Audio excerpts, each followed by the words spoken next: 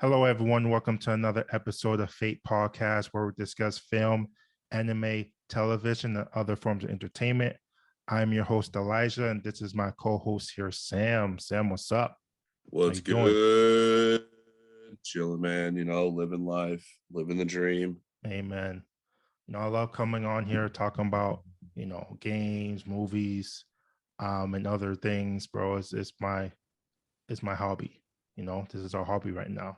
What would you like to recommend these people to watch today? So I went and saw that new horror movie, The Black Phone.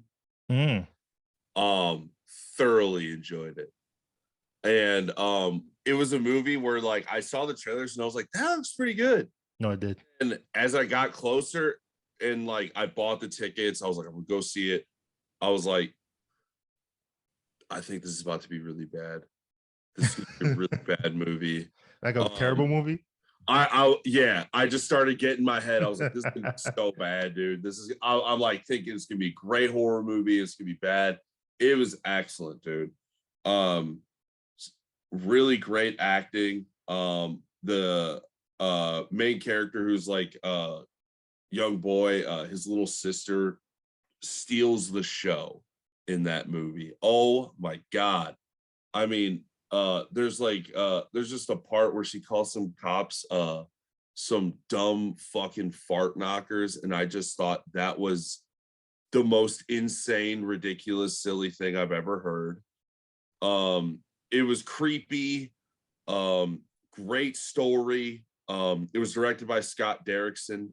He did the first Doctor Strange movie, I believe. Mm-hmm. Also did Sinister, if you ever saw that. No, I love Sinister, man. Yeah, so he made that movie. So this was his return back to horror. Okay. Really, Ethan Hawke, excellent villain. I mean, there's a scene in there that has like no supernatural elements or anything, but like it is such a deeply upsetting moment. It's not like a spoiler or anything, but this dad ends up just giving the belt to the little girl in the movie just because she's supposed to be like psychic a bit, and some cops asked her some questions about it, and he was then approached and he was so mad about it, so he's just beating her, telling her that dreams are just dreams, and like just screaming at her, but like she's screaming, but you can see he's doing it, but he doesn't want to be doing it because it hurts him so much to do it. It's just this very deep moment. Like you could hear a pin drop. Like nobody moved an inch, nobody made a sound. Like it was just a super emotional moment. But the movie was phenomenal. I recommend it to anybody. Good horror movies don't come around often. So no, they definitely do not. They don't. So check out Black Phone. It was really entertaining.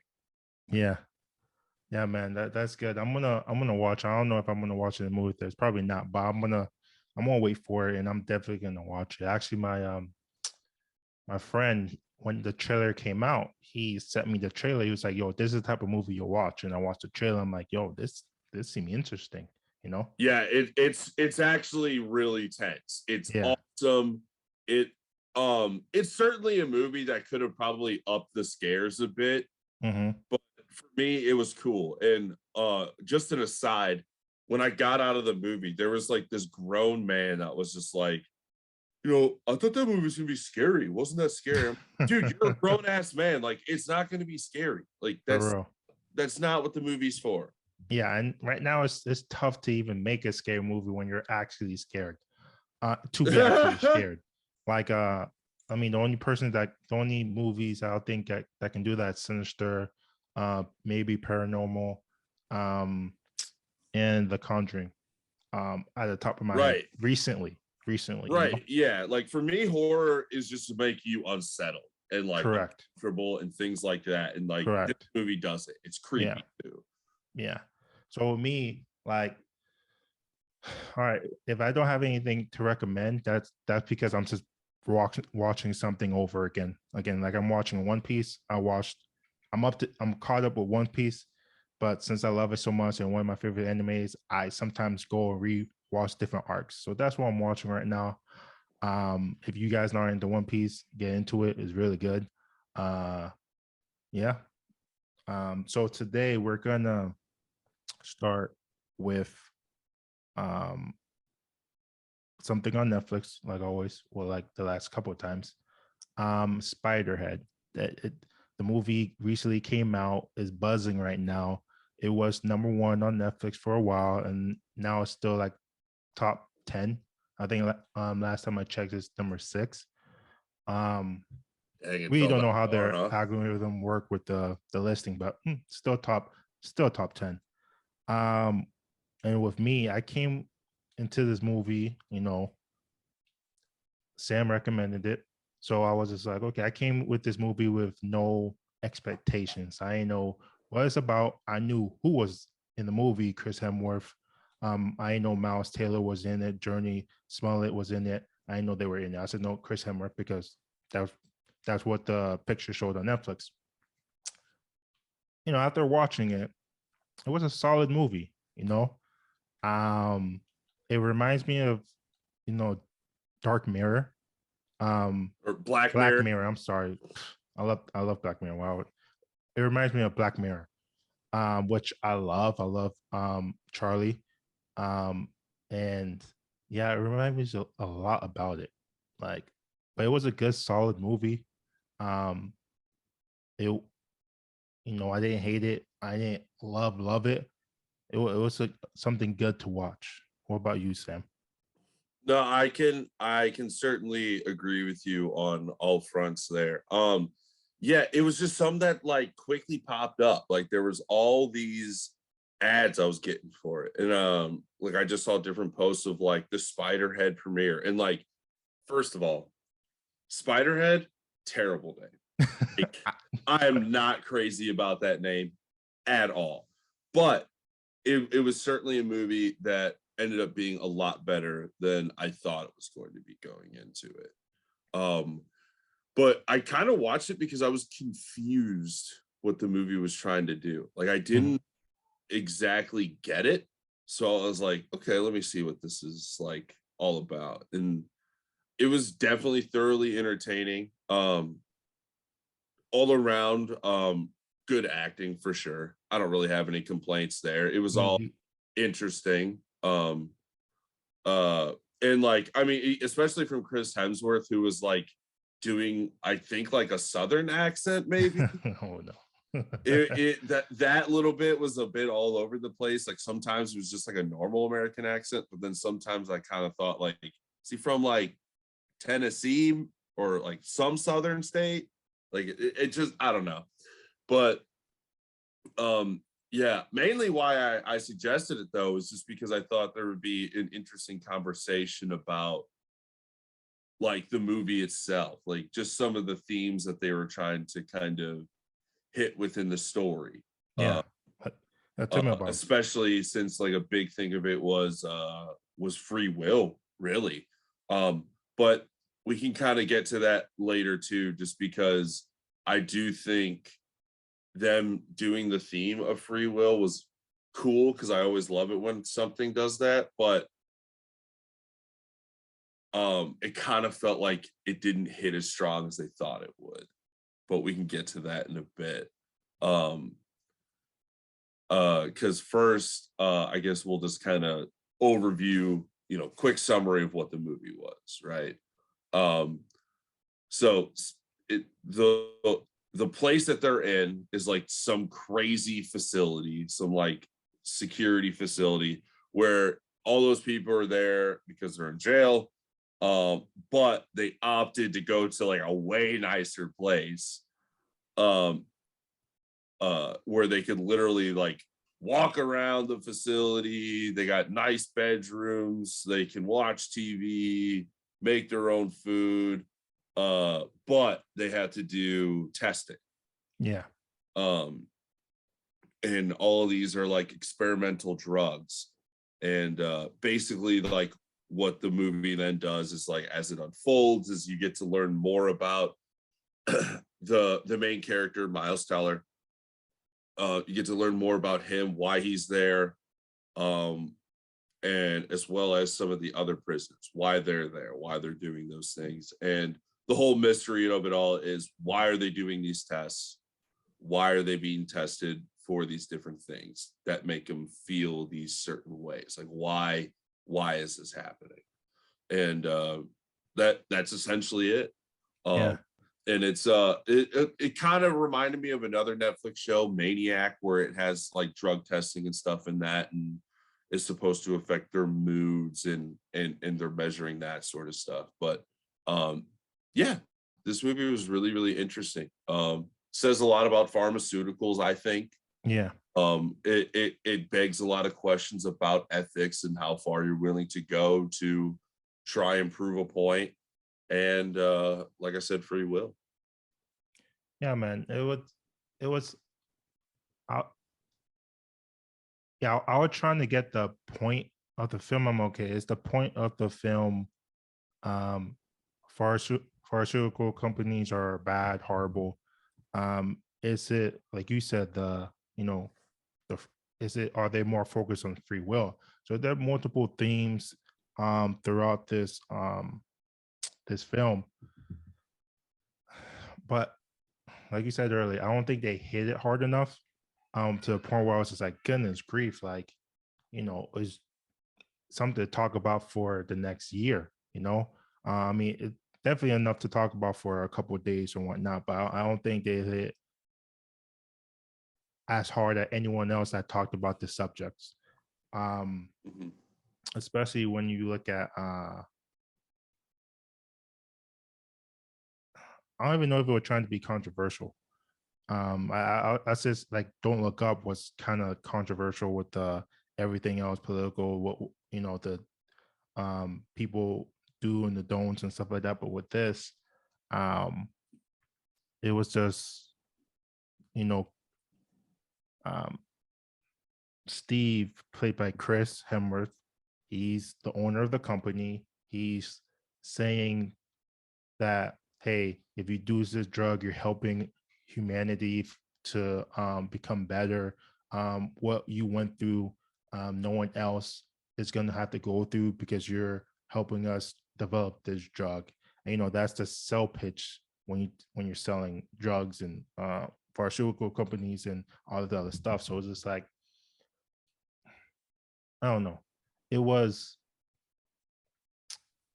it I thought it was, and I like this part. I thought it was one thing. It's just him trying to get as much drugs as possible into the market. But then, the twist came out. I was like, all he really cares about is the free will drug and whatnot, having people have obedience and stuff like that. And it and it didn't even hit me until the end of the movie, because there's one part of the movie where Jeff and what's her name? Lily. That's her name, right? I think so. Jeff and Lily, the two people that actually love each other. Oh, Um, Lizzie. Lizzie. There you go. Lizzie. Close. It was I just Jeff and looked it up Lizzie. real quick. They were talking in the kitchen and stuff like that. And Steve comes in talking, and he says something. It was like, okay, he says something, and they responded in unison, and he has a look in his face. I didn't even get what that meant. Like, I was just like, what's happening here? Like, that scene really is just like, it didn't make sense to me until the end. Like, he says something and they respond in unison. It's like, okay, is the drug working? And then when the secret came out that he's actually developing a drug that for obedience, then it started to make sense. All the pieces of um, people following orders, Heather trying to eat the sock and stuff like that. It was just like, it all makes sense. But it Yeah. was you know it it shows you what people would do in order to get their products out into market, and how far they would is willing to go. Yeah. Um, I almost didn't even see it that far. I almost just saw it as just like, taking the idea of pharmaceuticals, which like, yeah, a lot of people already have like a lot of distrust for them and like Mm-hmm. are skeptical of like certain things. But for the most part, most people like do trust them just because there's plenty of drugs out on the market that people use all the fucking time. And so like there is like a general trust towards them, right? But like what it of course is doing is like taking a whole like dystopian step, and it's just like, but what if like there was one company where a guy he just started getting these way too big ideas of grandeur, and he just took everything way too far. And just like then that's where all the ethical questions come from. But like the movie itself is based off of a book. Uh Okay. just or a short story, Escape from Spiderhead, which deals with the same things. But yeah, it kind of deals with all those ethical questions of like, is it really okay for him to really just keep giving these drugs so everybody can just keep having sex with each other and see these feelings of love linger and stuff like that? Um, you know, but you know, yeah, it just kind of gets from there. And then yeah, by the end of the movie, that's when kind of the whole free will thing kind of comes into place. Yeah. And it tells you what it is early on. You just don't you just haven't You put it said, yeah, you just don't know in until the OBDX. Um and like it's just like, so uh the whole point was for them to figure out how to a drug with all those moving pieces that can get them to just constantly be obedient, 100% obedience, which kind of made me think of A Clockwork Orange, a movie that like I'm not crazy about. I know people love it. That's a very unpopular opinion. I just didn't care for it. yo, okay, so But we had drugs that were were what call uh it, darker flicks or something like that. Dark and Flocks. Darker flocks. So you had those type of drugs in the movie where you're just the Yeah, bad, that one like, makes it uncomfortable. yeah, make you uncomfortable, make you depressed, make you um do See your things worst you, fears is I yeah, think what they correct. said. But they also had good drugs where it's stimulates you. That laughing drug, which you will laugh even at the most horrible story in your childhood, Right. So I mean, you can see the kind of stuff they were doing might were good, but overall, obviously, he only wanted one thing. Um, Right. so And you kind of already suspect something's up at the beginning when there's a guy, he's like looking at a field and like they have him on that, like I can't even remember what it was, but like he's just looking at this open field, and you at first it's like blurry, but they up that thing so he can articulate what he's seeing and how he yeah, feels. And they're like, uh he's like, it's beautiful. It's the most magnificent thing. And it's a factory with a field full of trash and just pollutants going in the air. So immediately you're kind of like, what? yeah, yeah. So I mean, like I said, it was a good movie. Like still overall, like there's like new things and drugs. It's not something that most people haven't done before, but it was done in a different way, which was good and solid. Mm-hmm. Like you said, the actors was good. Um, because there are known actors. So uh, I there's nothing to say about that. It was Yeah. just, Just like the holes of the story. It's yeah, like a movie that like is trying to give you all the details, but it does feel like some things like were kind of skipped, yeah, and it just kind of moves, and yeah, like we said in the end, like you're just suddenly kind of faced with like, oh, they've been fighting for their free will the whole time. Yeah, Like it's really at the end of the movie that they plop that theme out, and like correct. I said, I like that and I thought it was interesting, but like that's just kind of You like it didn't. felt sudden, like that Yeah, it's never in question before. correct. And it would have been more interesting if that was something that you just kind of questioned consistently throughout the movie. Yeah, Wait, what's going on? Like, you but know and then they kind of disguised it too because they was just like, oh well, if you don't do this, we're gonna send you back to the States. So of course they're wanting to um acknowledge because they didn't want to go back to the States. So you really, it's a free will because you're kind of forcing them or blackmailing them to say acknowledge. oh So yeah, gaslighting was a great tool for that guy in this movie. yeah, correct.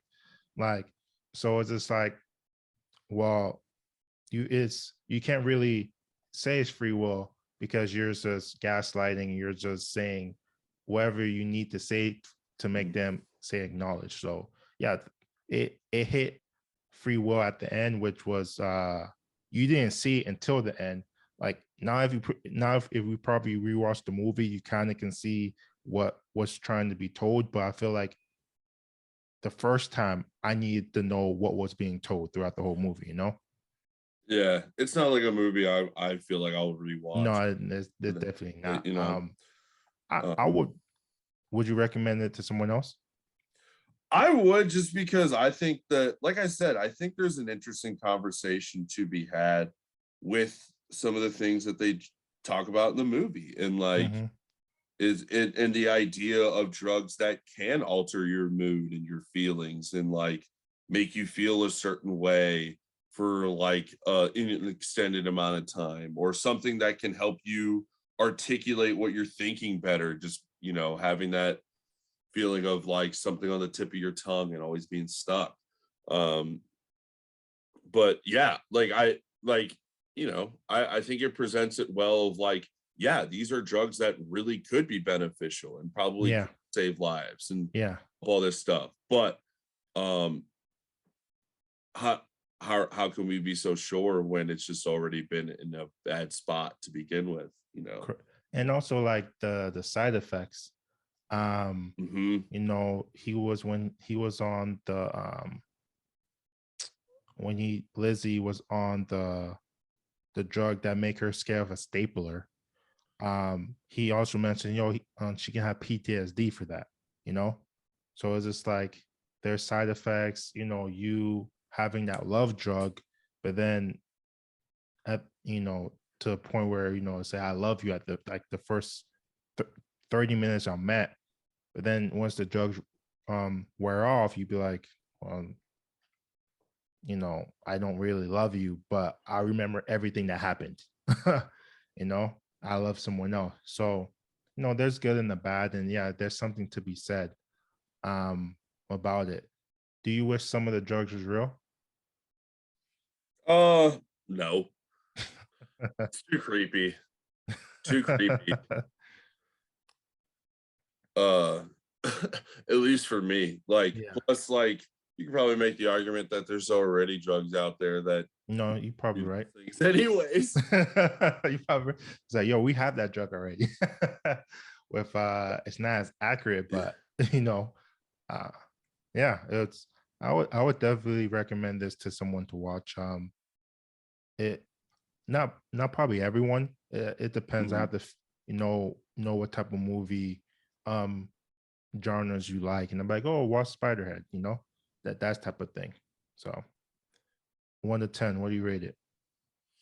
um Maybe like a 5.5 or Hey, same 5.5. thing. I'm gonna say 5.5. 5.56. You know.